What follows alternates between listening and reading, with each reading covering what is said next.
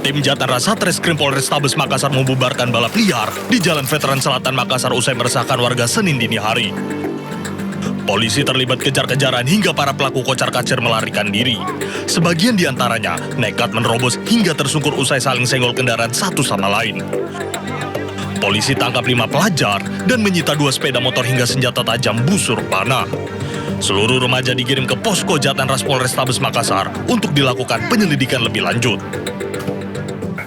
Kami dari pihak Jatan Ras mendatangi lokasi tepatnya di Jalan Veteran telah terjadi balap liar konvoi yang mana kumpulan balap liar kami berhasil membubarkan di lokasi tersebut.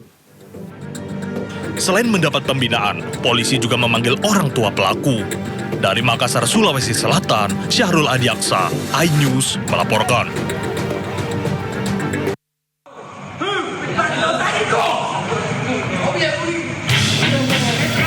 Sejumlah warga memergoki 2 orang pria yang diduga kuat sebagai pencuri hewan ternak yang terjadi di sebuah SPBU di Kecamatan Panjarinjang, Kabupaten Sidrap, Sulawesi Selatan. Kedua pelaku sontak menjadi bulan-bulanan warga yang sudah lama geram lantaran aksi pencurian ayam ternak milik warga sering terjadi sejak beberapa waktu terakhir. Akibat aksi main hakim sendiri, kedua pelaku mengalami luka cukup parah, bahkan satu di antaranya harus menjalani perawatan intensif di rumah sakit akibat luka serius di bagian kepala dan badan. Kejadian berawal saat seorang saksi melihat kendaraan pelaku tengah mengisi BBM di sebuah SPBU. Curiga, saksi pun langsung memanggil warga lain untuk melakukan penangkapan terhadap terduga pelaku. Sempat terjadi cekcok mulut saat warga mengamankan pelaku hingga akhirnya situasi memanas dan berujung penganiayaan terhadap kedua terduga pelaku. Salah seorang warga yang sempat mengidentifikasi kendaraan yang digunakan oleh terduga pelaku ini melihat bahwa kendaraan itu kembali masuk ke Kecamatan Panjarinjang, sehingga dia memberitahukan warga yang juga sama-sama pencurian, dan pada saat itu mereka mengamankan 2 orang. Kini kedua terduga pelaku telah diamankan di Mapolsek Panjarinjang, Polres Sidrap untuk menjalani proses penyelidikan lebih lanjut. Polisi juga menyita 1 unit mobil minibus serta sejumlah alat yang diduga kuat digunakan kedua pelaku saat menjalankan aksinya. Dari Sidrap, Sulawesi Selatan, Erwin Eka Pratama, iNews melaporkan.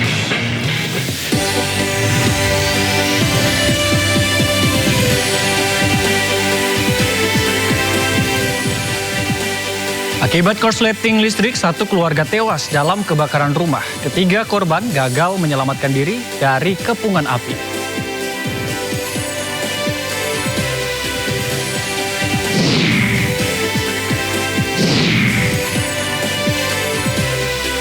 Hari pertama masuk sekolah SD Negeri Srengseng Sawah 15 terdapat ancaman teror bom. Tim Densus 88 dan tim Gegana dikerahkan untuk memeriksa areal sekolah.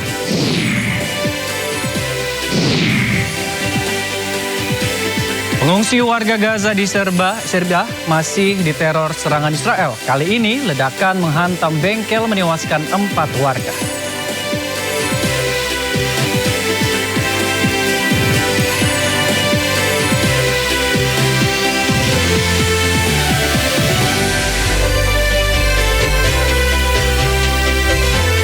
Halo pemirsa, Sindo Malam hadir dengan beragam informasi terkini di tanah air serta mancanegara. Bersama saya Ardi Lase dan inilah Sindo Malam selengkapnya.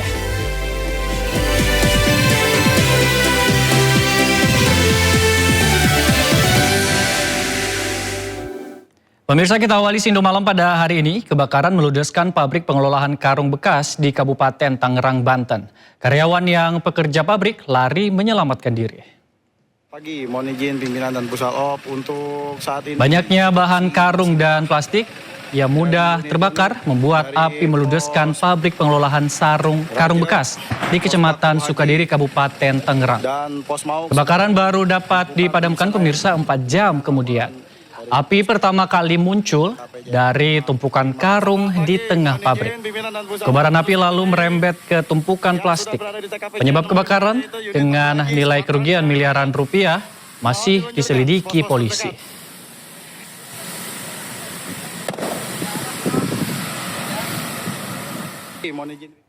Pemirsa, akibat korsleting listrik, nenek anak cucu tewas dalam kebakaran rumah di Jakarta. Ketiga korban gagal menyelamatkan diri dari kepungan api.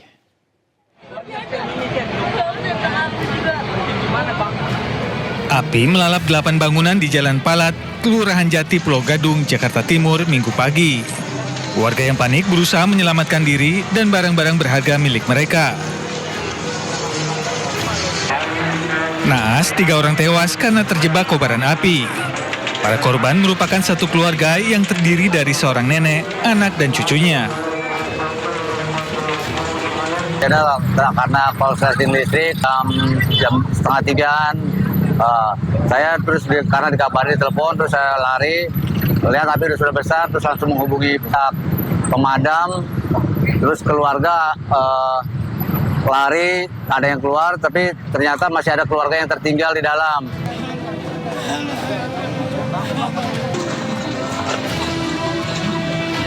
Jasad korban langsung dibawa ke Rumah Sakit Polri Kramat Jati. Dari Jakarta, Rio Manik, Anyus melaporkan. Pemirsa, polisi melakukan olah tempat kejadian perkara di toko material di Purwakarta, Jawa Barat. Jenazah korban langsung dievakuasi keluar TKP dan langsung dibawa ke rumah sakit.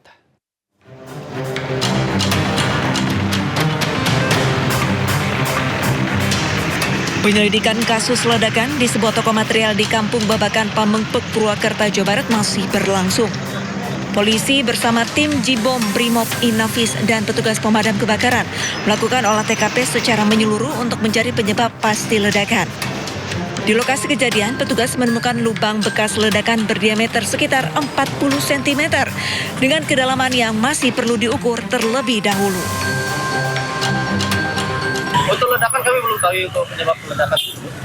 Kondisi korban tadi gimana kan? Kondisi korban kami sudah bawa ke rumah sakit, sementara kami lakukan visum dan otopsi. Kondisinya luka bakar atau apa? Kami tidak bisa menyimpulkan kalau luka yang terjadi pada korban, luka bakar atau luka tembak apa, kami belum bisa menyimpulkan. Mungkin setelah hasil keluar dari rumah sakit, dari kedokteran baru kami bisa sampaikan. Posisinya terlentang atau tengkurap? Posisi terlentang. Terlentang ya.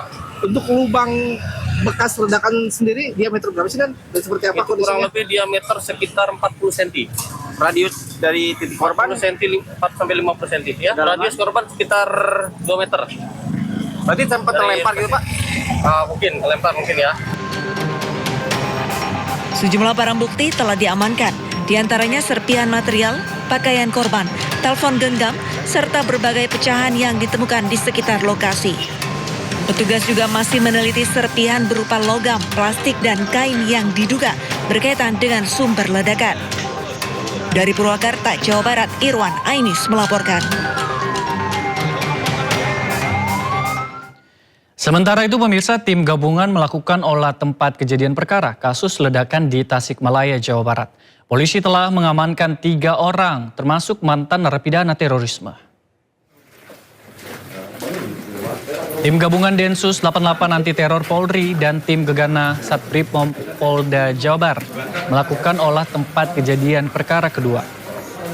Selama olah TKP, akses menuju titik utama Jalan Dadaha ditutup sementara.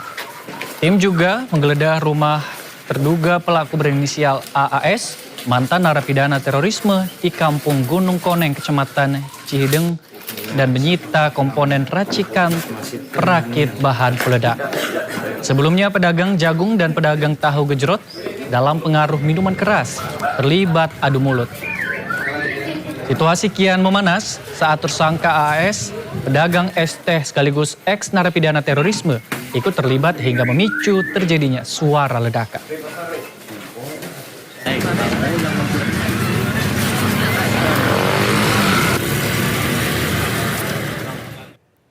Ya, pemirsa, tim Gegana dan Densus 88 sisir SD Negeri Srengseng Sawah 15 usai ancaman teror. Penyisiran dilakukan di setiap sudut, mulai dari kelas hingga area taman. Satuan Gegana Brimob menyisir tiap kelas dan seluruh area sekolah di SD Negeri Srengseng Sawah 15 Jakarta. Penyisiran di lingkungan sekolah dilakukan usai adanya laporan ancaman bom sekitar pukul 7:30 pagi saat siswa mengikuti upacara pembukaan MPLS. Sekitar pukul 13:15 pemirsa, personil Densus 88 dan tim Gegana merampungkan penyisiran. Tim mulai meninggalkan lokasi dengan 2 mobil teknisi bom. Tak ada benda apapun dibawa oleh tim dari sekolah. Warga dan guru sudah diperbolehkan memasuki kawasan sekolah.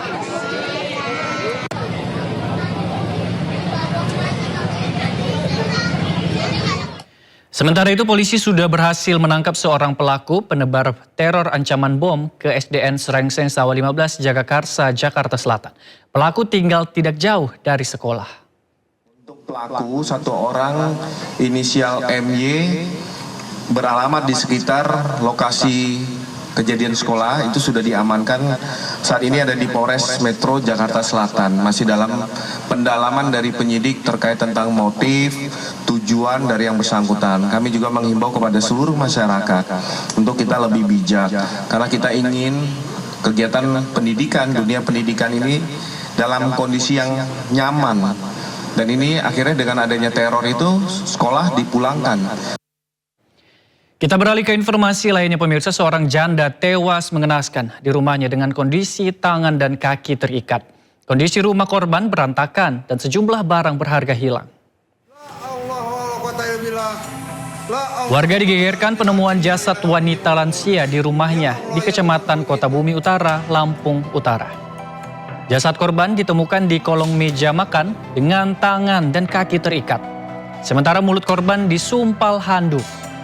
Sebelumnya warga curiga lampu rumah korban tidak menyala selama 3 hari. Adik kandung korban kemudian datang dan mendapati korban tinggal sendiri sudah tidak bernyawa.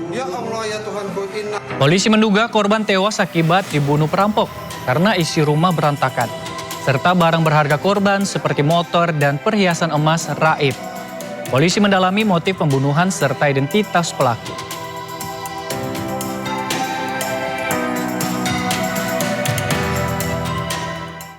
Seorang wanita di Bekasi, Jawa Barat menjadi korban penyekapan dan penganiayaan dilakukan seorang pria yang dikenalnya dari media sosial. Korban berhasil melarikan diri dalam kondisi penuh luka di sekujur tubuhnya.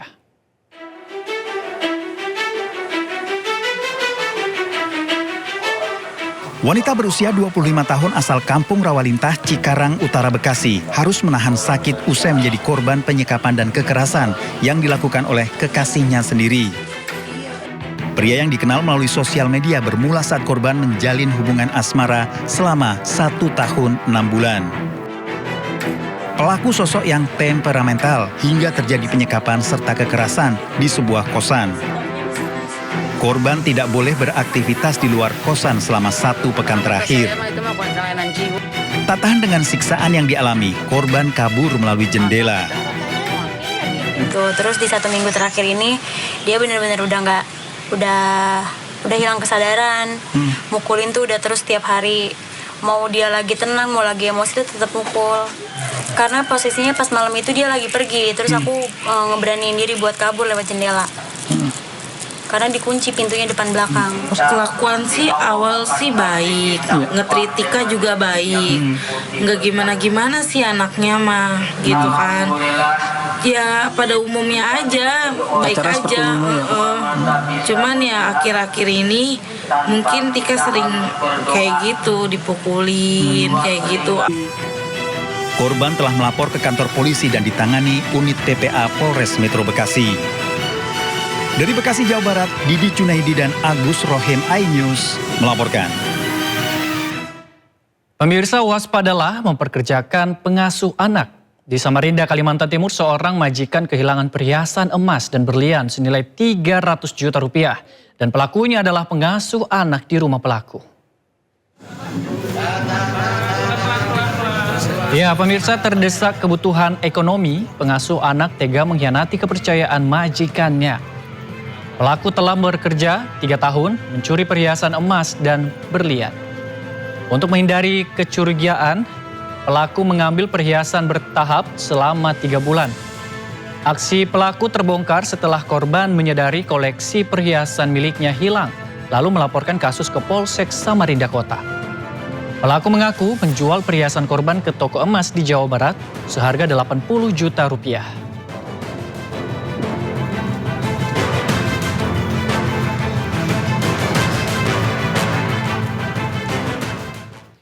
Pemirsa, isak tangis tak terbendung mewarnai pemakaman massal 9 korban kecelakaan maut rombongan pengantin di Indramayu, Jawa Barat. Seluruh korban dimakamkan di pemakaman umum berbeda.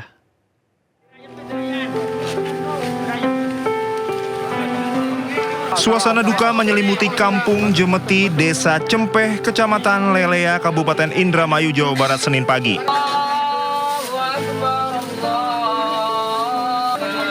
Sembilan warga yang menjadi korban tewas dalam kecelakaan maut Indramayu dimakamkan di 4 tempat pemakaman umum yang tersebar di desa tersebut. Sejak pagi, keluarga korban bersama warga dan perangkat desa bergotong royong mempersiapkan seluruh rangkaian pemakaman. Dari 9 korban meninggal dunia asal desa Cempeh, 3 diantaranya merupakan balita dan anak-anak. Mereka menjadi korban setelah ikut dalam rombongan pengantar pengantin bersama orang tua mereka saat terjadi kecelakaan di jalur Pantura Indramayu. Pihak keluarga mengaku sempat merasakan rombongan berangkat. Padahal udah dilarang sama suaminya sama bapak tuh jangan ikut, tapi memaksa dan ikut. Sempat gonta-ganti baju berarti ya? Sempat gonta-ganti baju, 2 kali ganti baju. Hingga Senin siang, jumlah korban meninggal dunia bertambah menjadi 12 orang. Sementara 6 korban luka-luka masih dirawat di Rumah Sakit Mitra Plumbon Widasari. Dari Indramayu, Jawa Barat, Toy Iskandar, Anyus melaporkan. Tim Traffic Accident Analysis TAA Ditlantas Polda Jawa Barat dan Satlantas Polres Indramayu menggelar olah tempat kejadian perkara kecelakaan maut menewaskan 12 orang. Polisi belum menetapkan tersangka dan 3 sopir yang terlibat kecelakaan masih diperiksa.